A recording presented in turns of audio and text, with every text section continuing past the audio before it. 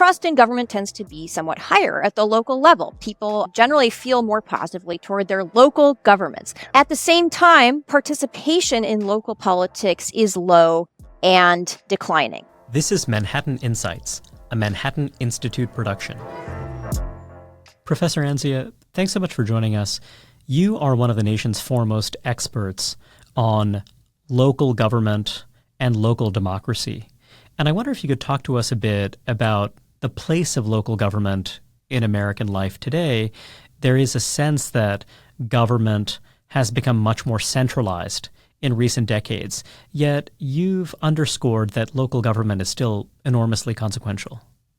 It is, and actually I don't think that has changed much in the last few decades. Local government, in terms of the services it provides, its authority over regulation on important matters, this has been the same for many, many years. And it's true that the role of the federal government has increased during the mid-20th century to the late 20th century. But local governments are still about a quarter of all public spending in the U.S. is spent by local governments. They are providing services and regulating matters that touch the lives of Americans on a day-to-day basis. And I'm not just talking taxes, but public safety, fire protection, public schools, libraries, pools. And that's just the start of it. And so I think that while it often seems less interesting to many people who love following along with the personalities and the drama of national politics, it's just important now as it has been in the past, and I think it deserves more attention from all of us. There is a very rich literature on how the relationship between the federal government and state governments has evolved over time, the role of cooperative federalism. I wonder if you could talk to us a bit about the interaction there. To what extent is the federal government touching local government and local affairs? I imagine this varies from domain to domain, but I wonder if you could give us a kind of big picture about how that works. Absolutely. I think the first area that comes to mind, of course, is education and the increasing role of both the state. The states long had authority over local education provision, but the increasing role of the federal government in providing funds for particular aspects of public education. But there are a lot of areas where local governments are still the main decision makers, the main policy makers, with some role for the federal government, but not nearly as much. Aside from grants for equipment and things of that sort, public safety is still primarily a local government matter, cities and in many places counties. Fire protection is still primarily a local and then to some extent state matter. And for what it's worth, a lot of education even is still, the policies are mainly or mostly decided by local school boards. And then on top of that, things that we might think of as hugely important and needing more attention, like infrastructure, sidewalks, roads, bridges. Local governments play a very important role there. And then water, utilities, these things that we rely on and we often forget about until there's a problem. I wonder, when you're talking about local governance, one challenge is also this question of local democracy and participation in local elections. In principle, the idea is, call it subsidiarity, the idea that we want many of these high-stakes decisions being made closer to the public. And yet it does seem as though there is a fair bit of inattention and disengagement from local affairs, or at least that's the stereotype. Can you talk to us a bit about some of your work on what we know about participation in local government? This is a really interesting topic because people do, something I've been thinking about recently is that people do, in terms of trust in government, we look at trends in trust in government at the national level, which typically it's asked about in terms of trust in the federal government. It varies by party and whose party, holds the presidency and so on, but trust overall has declined since the 1960s. But trust in government tends to be somewhat higher at the local level. People generally feel more positively toward their local governments. At the same time, participation in local politics is low and declining. So there are a lot of things contributing to that. One of them, which I've spent a lot of time thinking about, is when local governments hold elections that bring to office the people who are charged with making most of the decisions, they are held separately from national elections in most places, separately from state general elections in most places. And the turnout in those city council races, school board races tends to be much, much lower as a result. Now, that doesn't seem as though it would automatically be true, because if local government were really important to people, we might expect participation in these local races to be very high. But engagement is low, and that is an interesting thing. There are a lot of things going on there. It's something that I don't think we've totally unpacked and understood. One of them is the decline of local media. That is a contributor. There's also this element, though, which is that especially with the increasing role of the federal government, that local politics and local government feels like if you're active there, you're only going to make a small impact. You're only going to, if you have something that you're really animated about, if you go to the city, you're only going to affect, a few thousand or maybe a few million people, which feels small, compared to, over 300 million people, for example, or, countries around the world.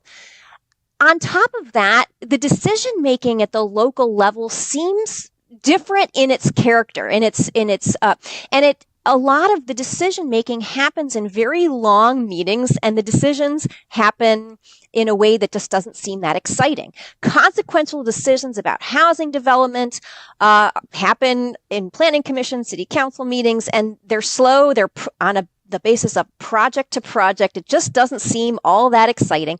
School board decisions. A lot of school board meeting material is just not the kind of thing that gets people excited. And then a lot of decision making about public safety happens in collective bargaining, which we aren't a part of. And so I think that the nature of decision making, and both the scope of that decision making may contribute to why people are less likely to get involved. That is a speculation, a guess, but it is a fascinating thing just to compare rates of political participation, even in elections, with participation in national politics. It's just much lower.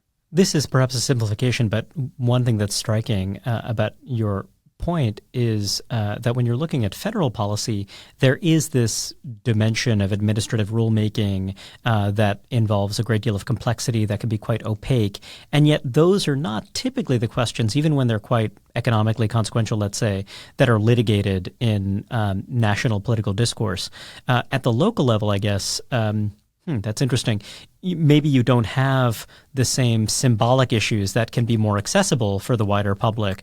You kind of only have, in some cases, these kind of very technical questions about resource allocation, or rather questions that are perhaps made technical and made opaque because of the way decisions are made.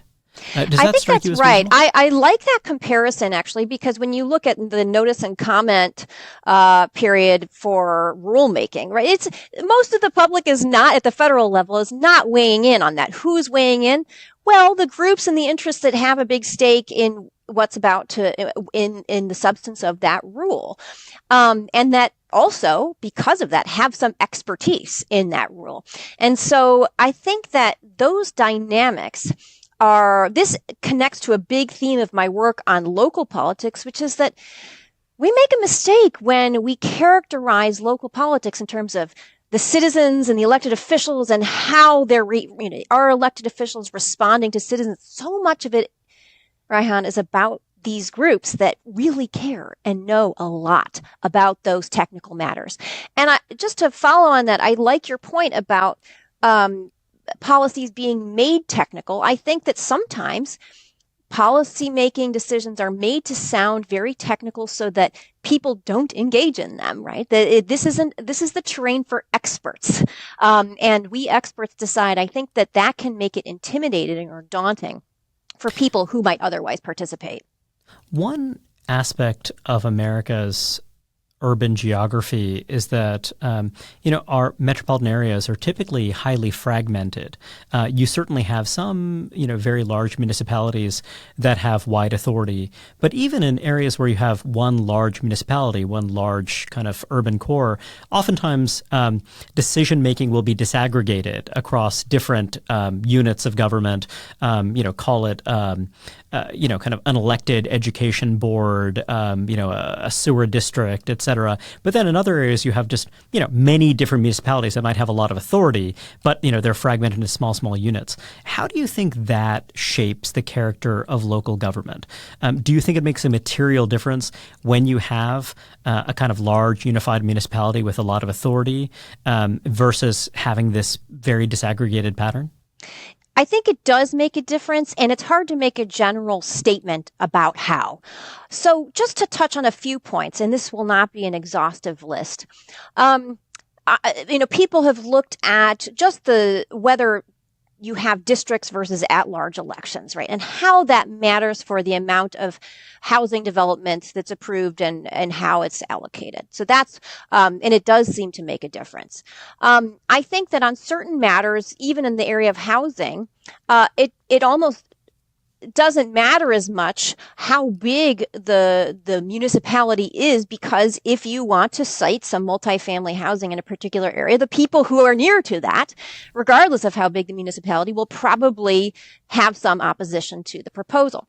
So on top of that, there are these pros and cons kinds of arguments that are made. One is that, look, if you have a fire protection district and a library district, and this fragmentation, you have these bodies that are responsible for these areas, that somehow that's going to make things better because they're going to be efficient, effective governance structures for that particular policy area. And we know who's responsible, as opposed to a mayor who might be responsible for all kinds of things. We know that the transit board is responsible for the transit. So there's this theoretical idea that that's going to enhance accountability.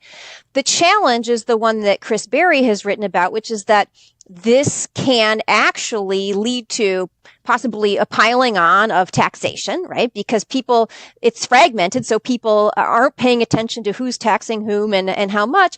But also that it makes it confusing. It creates a lot of governments and a lot of elections, and that might have the overall effect of dampening participation. So I think, to answer your question, there's no single answer to that. I think it depends, but there are a lot of things to consider, and it's a really good one as we think about some of the problems we're facing and what institutional structures might be preferable to the ones we have. To go back to election timing for a moment, Los Angeles recently changed its election timing, as I understand it, to align with the midterm congressional elections and with statewide elections as well. I wonder about the motivation behind that and just also why you continue to have off-cycle elections in so many local races when there is a kind of growing body of research that you've helped spark, you've contributed enormously to, demonstrating that this is something that really does appear to dampen turnout. Right. So in California, there has been at the state level a law passed that it basically requires for most local governments that there be a shift of their election timing to coincide with statewide or presidential elections. And so that has sped up a change that was occurring already, but now there's this requirement that they shift. And California is unusual in that regard, because the truth is that most local governments in the U.S., cities and school districts, still hold their elections not concurrently with state and national elections. They're held on separate days. And you're absolutely right that the evidence that this off-cycle election timing works to lower turnout compared to local elections held concurrently with national elections is just rock solid. Now, it depends. Midterm election turnout is different from presidential elections. Concurrence with primary elections is different than concurrence with general elections. But what you see, actually, is that even though arguments are made to in favor of moving local elections on cycle, that there is some resistance. And I think that it is under certain conditions that this holds. But look, when you think about turnout going way down an election, that can actually increase the proportion of individuals who have a big, big stake in that election outcome. Who turns out when turnout's very low? The people who really care. And a lot of those people are affiliated with or part of an interest group. On top of that, if you're a group that cares about some local election outcome a lot, well, every voter you mobilize in support to vote is going to have a bigger impact if turnout is low. And so that in certain situations, this can really work to enhance the ability of the group to influence the election outcome in their favor. Now, it's not always the case. It's complicated. The demographic characteristics of the electorate also vary when turnout goes down. So there are a lot of things going on there. But it's an important issue. And if we're talking about election reforms that could increase turnout, this is just one that has huge effects and doesn't get nearly as much attention as things that have smaller or perhaps even negligible effects like voter ID laws. At the risk of oversimplifying, when you describe interest groups that have a really strong stake in the outcome of local elections, one that comes to mind, is the public employee interest groups.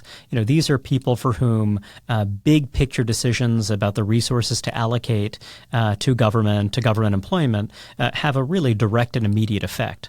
We also know that state and local government employment in the post-war era has increased significantly. Of course, it's fluctuated over time in response to the business cycle, other fiscal pressures operating at that level. But, in broad strokes, while federal employment has been relatively stagnant, certainly relative to the population, state and local government has grown pretty robustly. I wonder, you are a leading expert on the role of public employees and particularly public employee unions in local government. Needless to say, this is a very contentious issue. It's one that you've approached very thoughtfully and carefully. I wonder if you could talk to us a bit about that, the power of local public employee unions, and just any kind of broad systematic patterns that you've identified. Yeah, I'm happy to talk about this. I think that especially, I live in California. I've lived in California for some time, before that in Illinois. And these are places where public sector unions are major players in local politics and in state politics. And I think that there are a lot of reasons for this, but there has been some hesitation to really look at that and what effects that may have in some parts of communities thinking about politics. Because at the national level, yes, they're involved, but to a smaller degree. They're more focused on state and local politics. Why? Because those are the governments that make the decisions that affect them most directly. Most of the labor movement, a majority of union members today, are government employee unions. So even if we're talking about the labor movement, we should be thinking about public sector unions, teachers, right? Biggest group of public sector employees, police officers, firefighters, and all of the people who work for city, county, school district, and special district government and state government. So look, I think there are a lot of things we could talk about.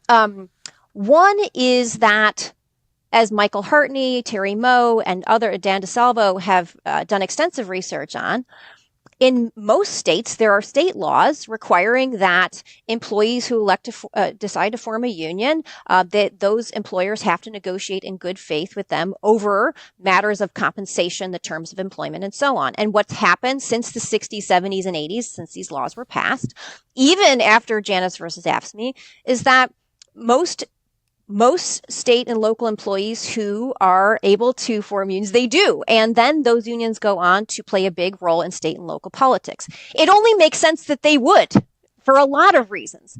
Because first, if we think about elections, these are elections that ultimately lead to the choice of people who will be sitting across the bargaining table from them, and with whom they will be negotiating matters of their own compensation in terms of employment. Of course, you would be involved in an election of that kind. And I think that when it comes to matters of city decision making, their interests their compensation, how they do their jobs, what happens if there's a grievance procedure. All of these things are things that the city is deciding or negotiating over. And so the stakes that public employees have in city school district decision making it's huge. So I think that then what consequences did this have? This is not always straightforward in terms of, oh, this is liberal or this is conservative. I think school districts are just a great example of that. We should expect that teachers' unions, school employee unions are going to be acting like unions and pushing for things that are good for their members. And sometimes that doesn't come at the expense of things that are good for the public or good for the kids, and sometimes it does. And when it does, it's probably going to lead to provisions that are good for it, or the union will be pushing for things that are good for the employees.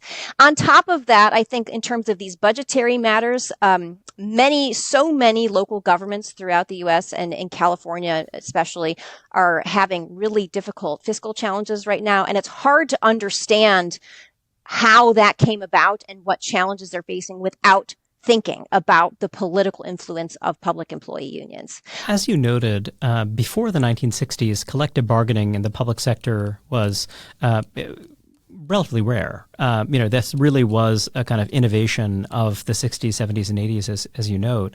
When you go back to FDR, he's someone who is very explicit, as someone who is still identified as a champion of organized labor. He was very explicit that public sector organized labor is a different matter entirely. He was deeply skeptical about the idea of collective bargaining rights in that domain. And it also brings to mind, when you're looking at the so-called sewer socialism of the early 1900s, still celebrated today, this idea that you have a public sector that is really committed to the efficient delivery of public services to demonstrate the potential power of government ownership and the idea that you can have a vigorous and effective public sector that's getting things done. It really does seem as though we're a long way away from sewer socialism today. When you compare the United States to other market democracies, when it comes to the cost of public sector delivery of infrastructure, it does seem like we have a kind of big picture systematic challenge. I wonder if you could talk to us a bit about the kind of ideological shift that happened between, say, the 1940s and the 1960s, when the idea of collective bargaining in the public sector, was legitimated, became a cause that progressive politicians in both political parties came to embrace. What happened? This is a really big question, and there's a lot to say. And I think that some of this I'm still trying to understand myself. So I have a project with Jessica Traunstein we're working on right now that focuses on the rise of civil service in municipal government in the early part of the 20th century. And I won't go into depth on that, except that one of the things that we have been focused on is, well, there was this point at which having a professionalized group of employees, potentially that was organized, was going to be a beneficial change compared to the patronage system, right? If you want an effective police force or an effective group of firefighters, you don't want those folks to be able to be hired and fired and promoted on the basis of party politics. You want them to have some stability in office and to be kept around if they're doing their jobs well, and so on. To develop expertise Exactly. And one of the ways in which that actually happened was through the rise of civil service. And it turns out that organizations of early firefighters and police officers played a big role in pushing for civil service. Civil service then went on to help those organizations stay organized. So that's sort of the backstory. And when I talk about that project, often people ask me, well, what does this have to do with today? And I say it is about city governance. It is about effective government. I don't think where we are today in 2023 is the same place we were 100 years ago, in that so much happened in the middle of the 20th century, and now it's almost as though things have gone so far that the sort of the dynamics have shifted so far in one direction that I'm not sure this always leads to effective governance anymore under all circumstances. So your question, Reihan, was about the mid 20th century. And I think that even in the one thing that happened is that post-New Deal, there was this arrangement by which labor was aligned with the Democratic Party. And as labor began in the private sector began its decline, of course, labor organizers and Democratic Party officials are thinking, who are we going to organize next? How are we going to grow? And you had the whole public sector there that was sort of ripe for the picking, that if they could be organized, that they would be a really powerful addition to the labor movement. So I think that was part of it. On top of that, there was this dilemma in the labor movement in the public sector about whether civil service was enough, or this was the way in which government employees were going to be protected and expertise was going to be prioritized, or whether collective bargaining was the new future. There was this debate for a long time. But actually, by that time, there were already a lot of public sector unions at the local that had sort of these informal agreements that were being upheld, it seems, and that there was already sort of this movement underway such that when you started seeing more strikes and so on, I think that there was naturally this shift toward an agreement that collective bargaining was the way to go. On top of that, as people focused on teachers have written about, there was competition between the National Education Association, which was a traditional professional association, and the American Federation of Teachers, which was always a union, AFL, and then CIO affiliated, that pushed for collective bargaining. So I think over time, you got the state laws that were passed, and that sort of set us on the trajectory to where we are today. And I don't want to say the rest was history because not everything stopped in the 60s, 70s, and 80s, but that was really the start of the modern era of the public sector labor movement. One other striking phenomenon is that there are many folks on the political right who are very favorably disposed to right-to-work laws. And yet it's also the case that when you're looking at teacher organizations, public employee unions in many states that are right-to-work states, these are nevertheless still very potent organizations in local and state politics. One argument that's pretty commonplace is that in some cases in these jurisdictions, the union might actually have to be more militant in order to gain adherence and to kind of sustain the support of members. I wonder if you could talk to us a bit about that. What you might call kind of right to work state unionism in the public sector. Are there any major differences that you've observed between a place like California, where public sector labor, arguably has a pretty entrenched seat at the table, versus these other places that, typically have more of a kind of anti-union impulse? Yeah, I think that it's been interesting to see the aftermath of the AFSCME versus Janus decision, to see this at work. There is a very general problem at play here, which is the collective action problem, that even if we all got together to achieve some collective good that makes us all better off, as individuals, we have an incentive to not contribute to that good because we can reap the benefits and not bear the costs of trying to achieve it. And this is a challenge for any group trying to come together to organize to do something that's good for the group, that there is this tendency to shirk, or this incentive to shirk. And every group has to contend with, how do we solve that problem? How do we get people to contribute to this effort so that we're all better off?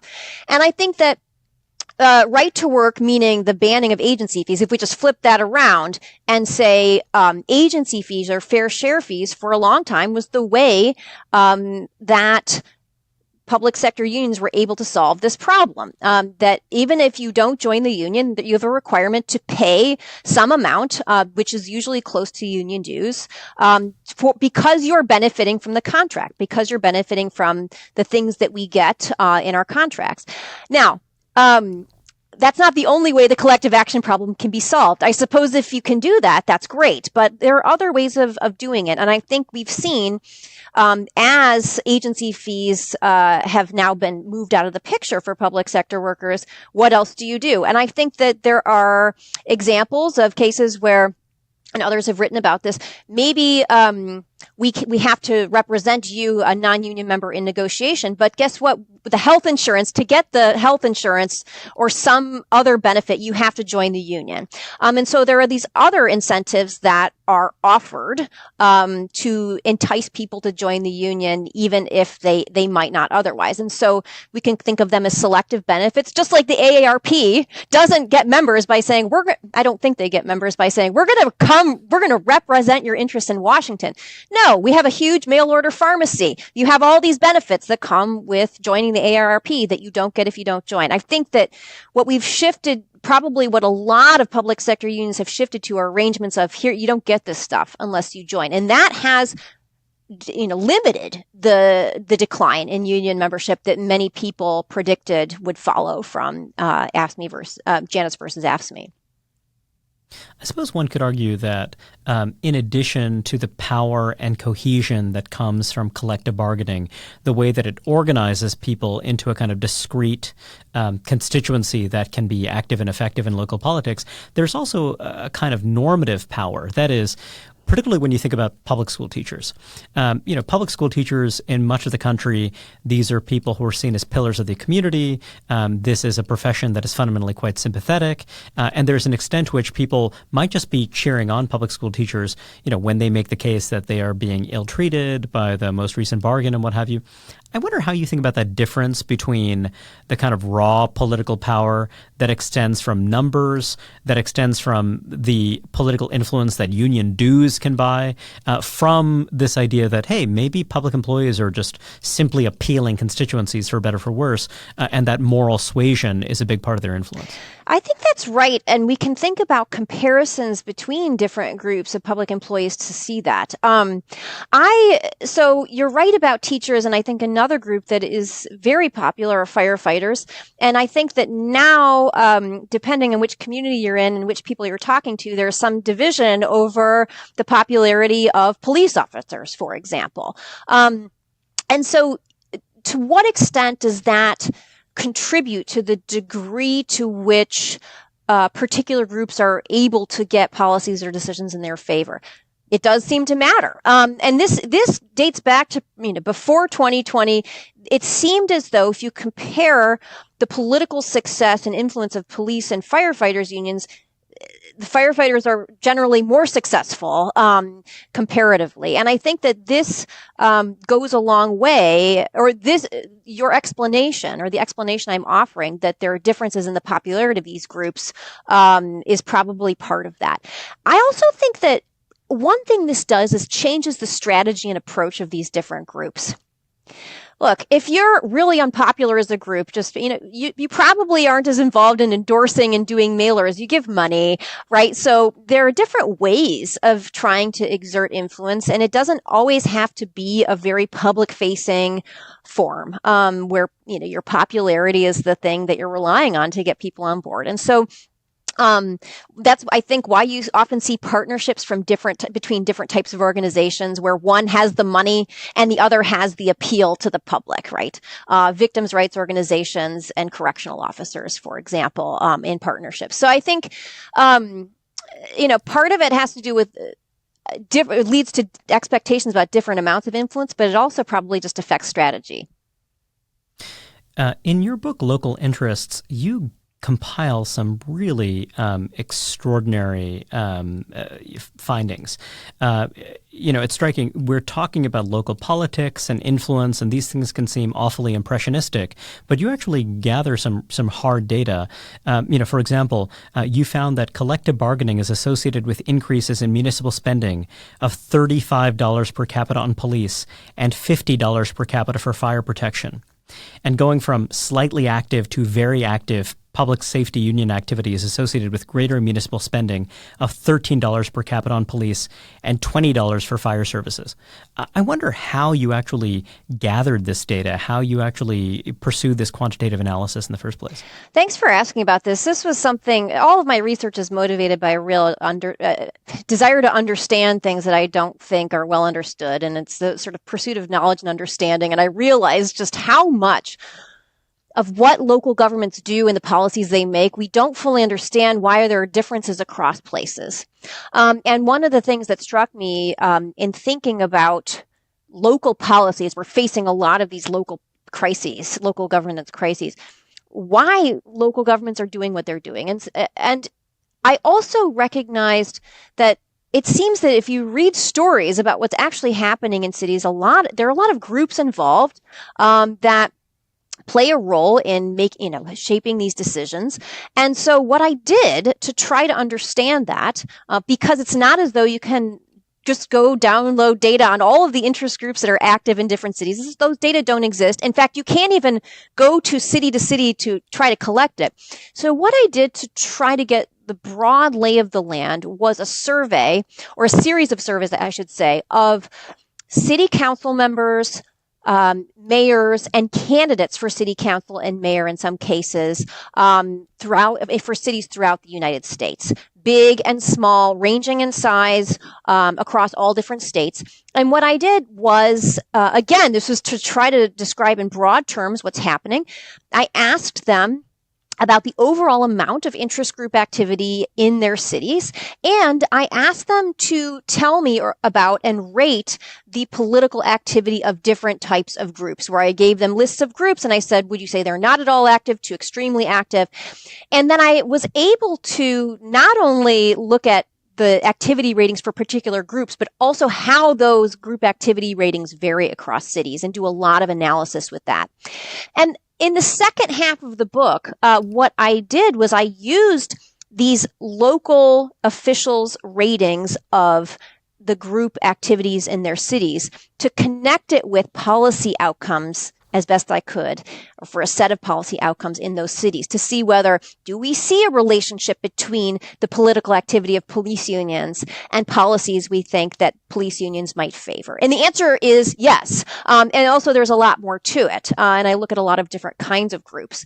But it was a sort of a big project that opened a lot of new questions for me, but also one that I thought in the end helps us to understand beyond residents and elected officials, who are the players in local politics, and how that probably matters for the kinds of decisions and non-decisions local governments make. Critics of collective bargaining often note, as you were suggesting earlier on, the collective bargaining process can be more or less adversarial. So, the stakes of a local election can matter, because to some extent you could think of it as, hey, a public employee wants that bargaining process to be less adversarial. That's just kind of one way to interpret it. But you also talk in the book about chambers of commerce. And it is interesting because I suppose if you think of the chief interest of public employees as to improve the terms of public employment, I guess one view is that when you're looking at a chamber of commerce, what they want to do is lighten the regulatory burden and the tax burden on local businesses.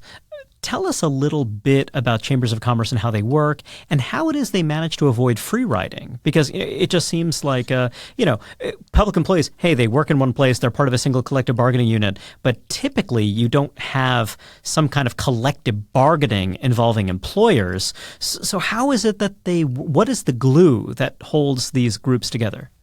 Well, this is one of my next projects and I don't know the answer to that. I think that I've been fascinated by chambers of commerce for a lot of reasons. One of which is that most cities have them, and they're active in politics in a lot of places. But I think that among some of my colleagues in political science, there's this assumption that they're closely connected with the U.S. Chamber of Commerce, or that there's a national directive that's somehow telling local chambers of commerce what to do, and I don't know if that's true. My sense is it's probably not. I don't talk about this in the book, but I've been thinking about it. As far as the organizational structure of local chambers of commerce, this is something I don't yet understand, and I'm planning to do a survey of local chambers of commerce to try to understand this organizational structure. But there is still something very similar, even if it's not collective bargaining. There is something similar to public employees, which is that businesses have a big stake in what happens in their city too. What cities do affects local businesses very much. Not everything, but a lot of things. And you can think about this in a few different ways. You're making capital investments that can be immobile, and that's a big high-stakes issue. Also, when you think about land use decisions, so much of what city governments are about are regulating what can be built and where and how. There are a lot of businesses that are very directly involved in that. Real estate developers, construction companies, property management, all of these things they're affected in a big way by city decisions on land use. And so I think that, one of the things I saw borne out in my analysis of campaign contributions, for example, in city elections is that, in a few examples, is that a lot of those are sort of these growth-oriented businesses that are very directly connected with what cities are deciding. Even if you're just a local retail business, though, you are absolutely affected by how the city is handling homelessness, or how the city is handling traffic flows, or what's happening with the police force, things of that sort. Anything that could even be grouped under this quality of life affects business and the business community, and therefore somewhat directly, their profits. And so I even though it's not the same as collective bargaining, right? There's this set process by which we very directly negotiate these things. There's a strong tie between what cities do and what businesses have an interest in. And I'm certainly not the first person to say this, but oftentimes there is more of a partnership, right, between business and the city than is often appreciated. So there is a strong relationship. It is so fascinating when you think about public employee unions as being a concentrated interest. You think about taxpayers as a diffuse interest. And then when it comes to employers, it is an open question, and I imagine it varies from jurisdiction to jurisdiction.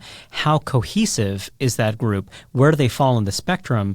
Partly because, if you have a company town and there's a large employer that employs, say, 5, 10, 15% of the people in that jurisdiction, that they're necessarily going to have a lot of influence, even if they don't expend a single dollar on local elections. But of course, in other contexts, it's much more fragmented than that. And you also have firms that might be more footloose or maybe don't have the sophistication to have the relationships, with local government. So that is that does seem like a really important line of inquiry. Let's talk a bit about California, where you're based, where you've done a great deal of work on basically some of the governance challenges the state faces. Both an incredibly productive and prosperous state, but also a state where it does seem as though local governments often are overmatched, and where it certainly seems as though there are some fiscal challenges that are very pronounced there. In a recent article for City Journal, you observed that in many California cities, well over half and up to 75% of the local budget goes to salaries, wages, and benefits, and that Oakland, very close to Berkeley, has a general fund deficit of $200 million over the next 2 years. Talk to us a bit about the particular challenges facing California and what we can learn from them. California is an interesting place, and it was really eye-opening to look into in depth into some of the places I talk about in that article. What's fascinating is you see many of the same dynamics happening in school districts and cities across the state. The headline version is there are these structural deficits. That revenue is growing, but not nearly as fast as spending is projected to grow.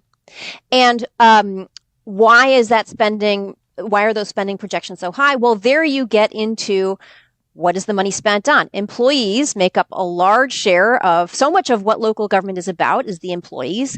And so much of local government budget goes to paying for the salaries and benefits of those employees. So those are important things to establish just as far as the basics of this picture.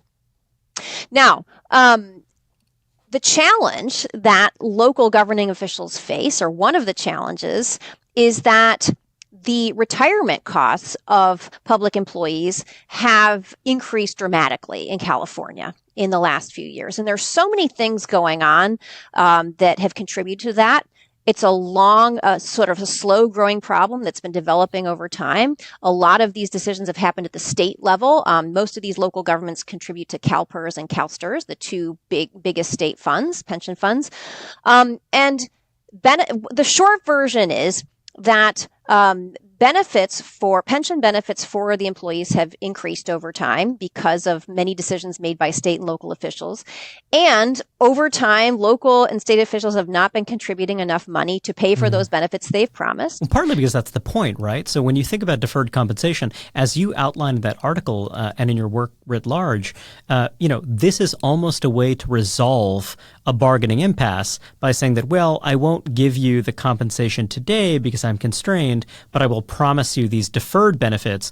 And yet, almost as a question, a normative question about local democracy and its meaning, you are therefore binding everyone who comes after you in a way that must be awfully attractive in the moment, but causes this structural problem. That's right. And so now we're in the moment, and that's the thing. And what benefits, political benefits were gained 20 years ago are now the problem of today's officials and new employees, potentially. So again, there's a lot happening here, and people are talking about how well, you could just pay public employees higher salaries and reducing their retirement benefits. That sounds easy, but why hasn't that happened? Because of the politics. It was for so long much easier to say, well, we'll give you better health insurance. We'll give you better pensions because we don't have the money for a big salary increase right now. We can't offer you what you're asking for in terms of salaries. So we'll give you better retiree health. We'll give you a better pension benefit, and maybe we'll give you these work rules that seem to not cost anything either that you want. And so that was how this problem was solved for a long, long time. And then if we shift to the state level, the legislators and agencies that were responsible for managing pension funding also said, well, things are going really well right now. The stock market's booming. We don't need to contribute to the pension fund. Or even if things aren't going well, we don't have the money to contribute to the pension fund right now. We don't want to starve our local government participants. And we also don't want to make pensions look really expensive, because then it's going to draw attention to, how expensive these things are. So we're not going to contribute as much as we should to fully fund the benefits that have been promised. Well, you just keep doing that over and over and over and over. And then you land in the situation that we're in now. And this is not just California, but California is a good example of it, where there's some attempt to play catch up. Pensions are underfunded. And so local governments are even though that hasn't been an accident, and it's not just the Great Recession, and it's not just, bad assumptions that are being used. It's that now there's this shortfall, and local governments are being called on to contribute more to make up for those shortfalls, to make sure that the funding is there to pay for the benefits that have been promised. Well, what does that mean in reality? City governments have to have their pension payments are going up. School districts, their pension payments are going up, and they're going to go up more. And therefore, there's a kind of crowd out effect that happens here because you're constraining what you can spend today on delivering core services. That's right. And I think that if you're a city council member or a school board member, you're looking at this and saying, uh-oh, well, what do we do? We can't, we're a local government. We can't just borrow, although there is an attempt to through pension obligation bonds. But, in general, they have to balance their budgets. And so if you have this deficit, well, this year you better find a way to make spending meet revenue. And so what typically happens, because remember, you're having to negotiate a lot of things like salaries and benefits. If you want to change the retiree benefit or retiree healthcare provision, well, you have to get the union to agree. Otherwise, you might have a strike, right? You might have reach an impasse. That's not good for you as a local official either. So what do you do in this situation? And by the way, the public sector unions are not just going to say, okay, you want to reduce our retiree healthcare? Sure. Well, we're happy. That's usually not the way these things go. And by the way, if you do that, I'm going to they'll come after you in your next election if you aren't going to be in alignment. And so what do you do as a local official? Well, what has happened is that in most places, most of the time, we've seen this slow erosion of government employment, right? Not necessarily, we're going to lay off a lot of people, but we have these vacant. We won't replace people. We won't replace, attrition, right? Yeah. So again, you see this over and over and over again. And then what happens is you're looking at it 10 years later and the police force is a shell of what it used to be. Or, school employees, maybe teacher ranks haven't gone down that much, but the other school employees, the guidance counselors, the support staff that, we depend on a lot for public schools, their numbers have gone down. And this has been a real, once you sort of see the aggregate effects of this, people aren't happy, right? People don't they start to notice when these changes are big. This is often how it happens, you end up with under-enrolled schools, and then you try to close schools. Well, that does not go well either, right?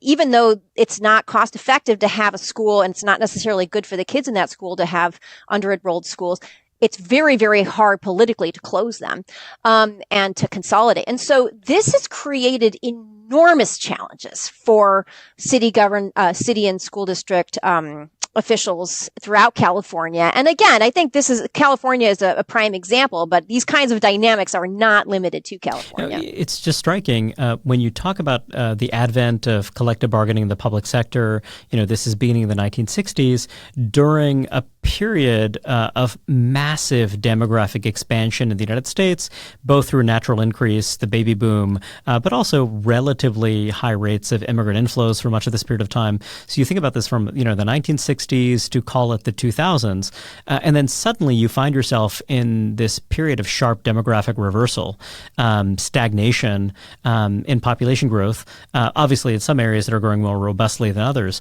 but it is interesting the idea that this kind of boom in public sector compensation, including deferred compensation, happened against a certain demographic backdrop where it could seem plausible that we will defer these benefits forever, and then somehow the Ponzi scheme is going to work out because, gosh, it's worked out in the past.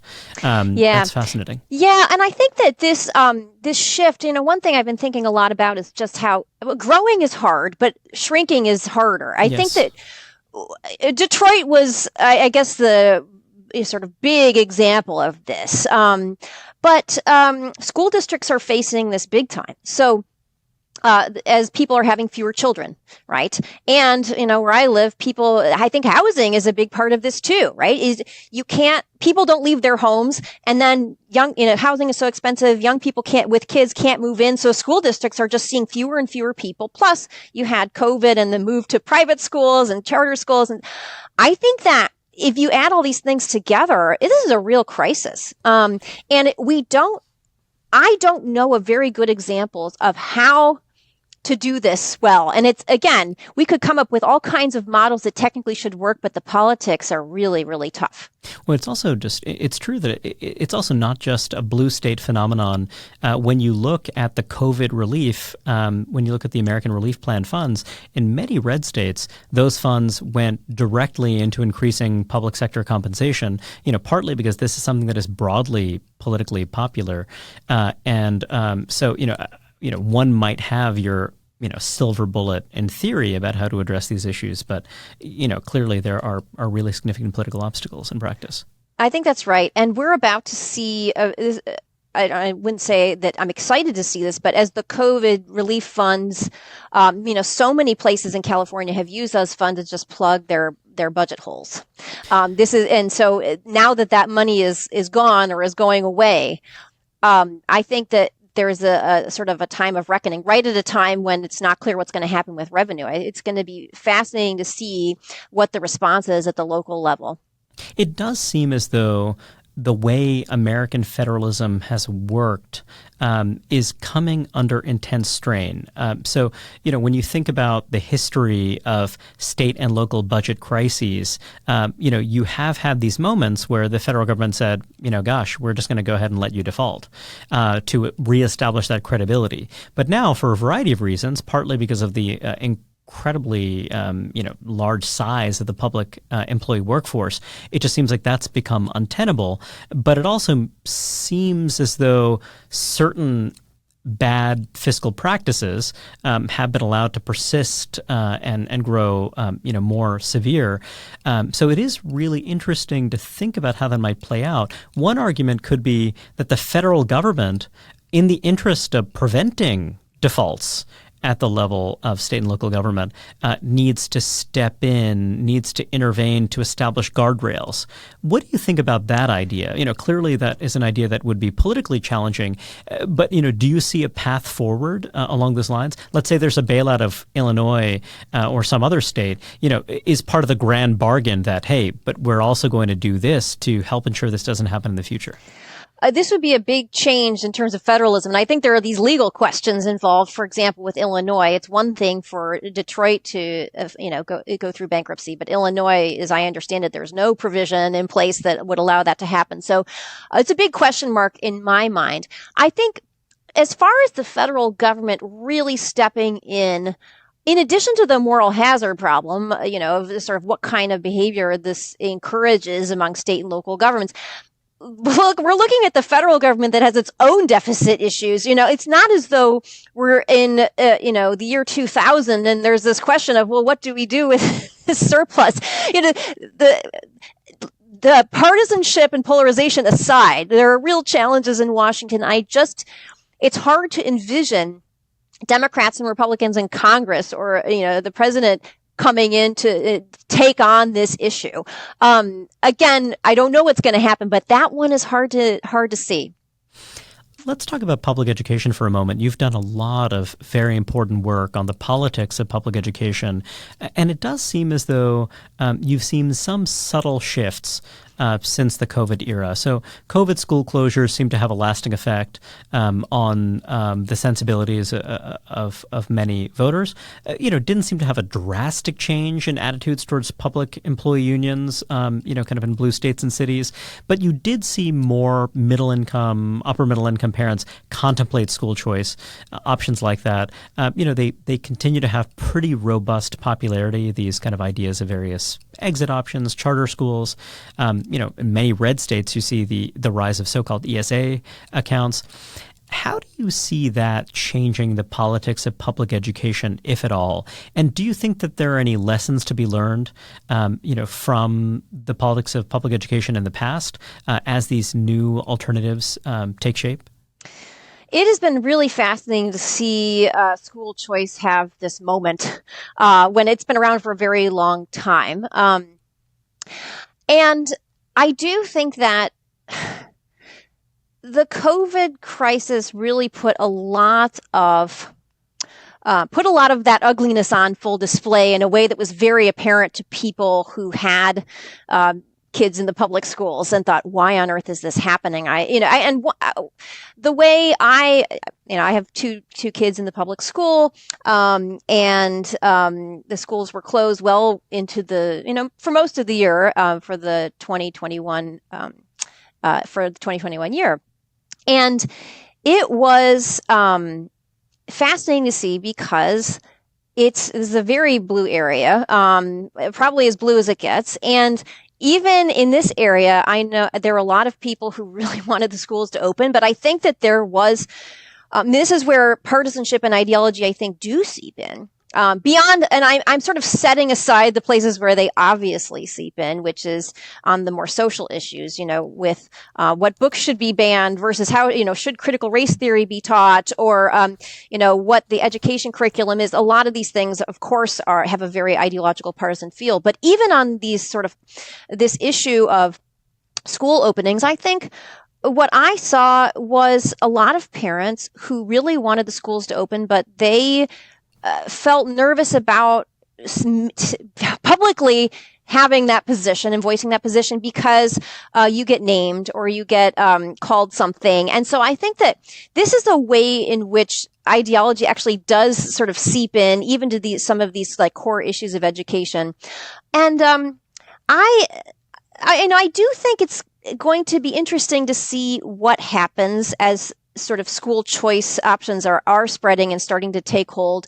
And it's clear that there are certain groups that would traditionally align with the Democratic Party that seem to have been hurt by by the way COVID was handled, and in large part because of decisions by Democrats and influenced by teachers unions. So I think I don't quite know where all of this is going, but I do think that this is probably, we're going to look back on this as a critical juncture in education policy and education politics where, possibly there are new constituencies that might break up some of these partisan group alignments that we've become so accustomed to seeing.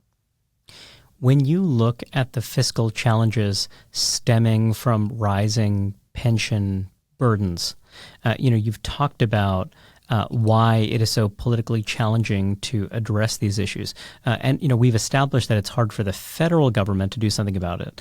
But I wonder if you could tell us a bit about instances where state and local policymakers have been able to advance reforms. One person who comes to mind is the Secretary of Commerce, Gina Raimondo. As governor of Rhode Island, she advanced some very contentious reforms, that did seem to have, mitigated the problem to at least some degree. San Jose famously had a Democratic mayor who was very adamant about advancing certain reforms to benefits. So, when you look at those success stories, what were some of the things that made those lawmakers advancing these kind of difficult, controversial policies? What made them successful? Yeah, well, I think that the first thing to point out is that in some way, shape, or form, you're talking about executives, right? So treasurer, governor, mayor. And that's important. So I think that's an important thing to point out because, as Terry Moe and I have talked about in some of our joint work, there's this question of who is going to take all of this on when there's a big problem. And I think that because of pressures from important interest groups, namely public sector unions, and just how much they're inside the processes of decision making on pensions in the agencies and the legislatures and so on, it really takes somebody who is going to be held accountable, right? And who has the bigger picture in mind. This is not to say executives are always a blessing. That whole structure is always going to lead to good things. But I think this is one instance in where if you're a mayor of a city and you're atop of this and you're going to be blamed for some big problem, you are more willing to take that on than somebody who's just representing a ward or a district. And the same goes for the state level. Now, that's not to say there aren't challenges for governors. I think there is still probably tremendous hesitation among executives to take on these problems. But also, when things get bad enough, you don't want a crisis on your watch. So if you are seeing possibly within your time in office, a major crisis, maybe that enhances the incentive to take on and try to tackle some of these reforms. I don't think, for example, in Gina Raimondo's case, this actually was a huge challenge for her, for getting reelected as governor. The public sector unions were very, very unhappy about how all of that went. Jerry Brown taking on CalPERS and reducing the discount rate and trying to introduce a hybrid system. Look, a lot of the things, PEPRA and reducing in some of those reforms, those things were not met well by the legislature or by public sector unions, and a lot of it was watered down. So I think that even these ideas that start out bold, right, they, in order to get through the necessary hurdles, end up being relatively minor reforms in the grand scheme of things. Do they help? Yes. Look, raising the retirement age over time, that is going to help. Creating a new tier is going to help. It takes a while, though, for these things to kick in. And meanwhile, the challenges are now. So I think it's enormously difficult. And I think in Brown's case, it helps that you have someone who's sort of in his last, elective role, probably, and thinking, I'm willing to bear the political cost of doing this, because they're there. This is one of those things where almost nobody's going to be happy with you, right? And yet it's extremely important, and doing something now is going to be a lot better than trying to do something when the situation is much worse. Another challenge in California, it's particularly pronounced, is the role of initiatives and referenda, oftentimes backed by public employee unions, that seem to really tie the hands of lawmakers and almost, have created this kind of separate branch of government that allocates taxpayer dollars, in this very rigid way that becomes really hard for lawmakers to reverse, address, change. Mm-hmm. Yeah. Well, and just to circle back to the reform efforts, this is one of the things that Chuck Reed and people he was working with were trying to accomplish. The California rule has been just an enormous challenge for the projected cost of pensions, because, just to be clear, the California rule being that pension benefits cannot be reduced, diminished for the course of employment, right? So if you were hired 20 years ago, then with a certain pension arrangement, those benefit arrangements cannot be changed for as long as you work for the government, even for future years where you haven't yet earned the benefits. Now, one thing that folks in California have tried to do is change that provision, and that was one of the things that Chuck Reed was trying to do. But it ended up it was one of those things where the language that got written for the ballot was such that it wouldn't have passed. It was about reducing or diminishing the constitutional rights of public employees, and I think at that point it was just this wasn't going to go anywhere. And so that's, as I remember, how that folded. But this institution that you're talking about, you're right. This is why every tax increase in California, local governments has to have a ballot measure. This is why roughly 40% of the budget is set for K-14 education. This is why, so many of these things, Prop 13 and all of these things are set by, through this process. And, it really changes the nature of governance. That's for sure. So the space for democratic deliberation in any given moment is shrinking and shrinking. Well, there's a lot to that. I think that's the other thing, in part because so much is already set by the time. Exactly. So much is set by the time the legislature. We think the legislature is coming together to make policy, and the governor is going to. Then there's not as much that they can do. And that is really the dynamic that I'm capturing in that piece we were talking about when it comes to local governance. You can run for local office saying all kinds of things about what you're going to do better and promises you're going to make. And then when it comes down to it, you're in office and now you have to govern. Now you're looking at the budget and look, you might have promised a hiring blitz. Well, guess what? There's no money for that. In fact, you have to cut. That's what and so much is predetermined now. And I think that, one almost feels it's just hard to imagine what one does in that situation. It almost saps the meaning of these elections. I wonder if we could close on a prescriptive note. So drawing on your work, let me offer 3 prescriptive ideas that you can perhaps violently disagree with. One is the idea that election timing is a straightforward fix if your goal is to increase participation in local elections. Another is that if you want to have more responsive local government, you might want to consolidate authority under some single local government. And finally, it would not be unreasonable at the local level and perhaps at the state level to empower executives more relative to legislatures. I wonder what you think about those 3 ideas. That, again, I'm kind of cribbing from your work. No, it's all right. I'm going to bundle the second 2. The first one, if you want to increase turnout in local elections, yes. If you consolidate those, combine those local elections with national general elections, especially presidential elections, that will increase turnout in your local elections by a lot, probably. Second and third, I see as going together, and it has to do with the right incentive structure. And again, there are real risks to empowering executives and establishing incentives by which people are thinking about the whole of a place. There are real advantages to it as well, though. I think that this is one area where during COVID, with the school closures, we saw in places where there were mayors, even if they didn't have responsibility for the schools, if you were in a place with a mayor who could say, this is going to reflect badly upon me, right? There was more pressure to open things up, I think, than in places where there was more fragmentation and no single person who could be looked to as someone on the masthead for that locality. So again, there are advantages and disadvantages of a strong executive, but compared to in many cases where we are, I think it could be helpful. The kind of opacity and lack of accountability that can stem from that. Yeah. So thank you very much, Professor Anzia, for joining us. Thank you for your willingness to be prescriptive, which is always nice for our listeners, and hope to talk to you again soon. Thanks so much for having me. It's been great. Thank you for tuning in, and we hope you enjoyed the conversation. If you did like what you heard on the podcast, please consider giving us 5 stars and writing a review on Spotify, Apple, YouTube, or wherever you listen. And be sure to check out future episodes of Manhattan Insights. I'm your host, Reihan Salam.